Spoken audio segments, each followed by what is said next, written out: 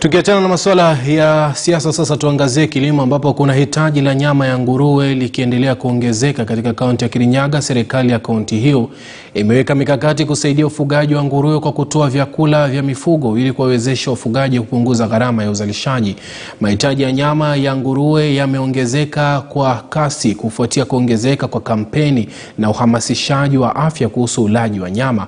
Mahitaji ya nyama ya nguruwe yamesababisha bei ya nguruwe kuongezeka, huku wakulima wakitarajia kunufaika pakubwa.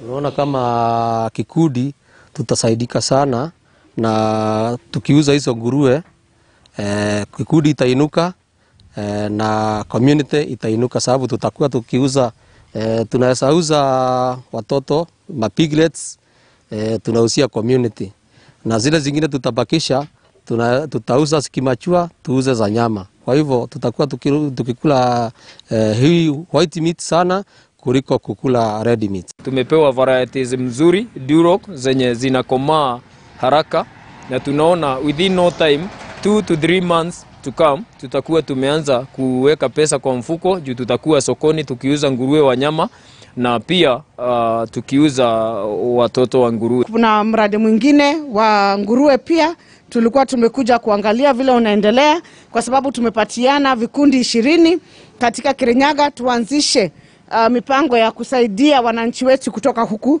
chini. Na sisi kama kaunti ya Kirinyaga tumekuwa tukifanya hii kazi ya kusaidia wananchi wetu.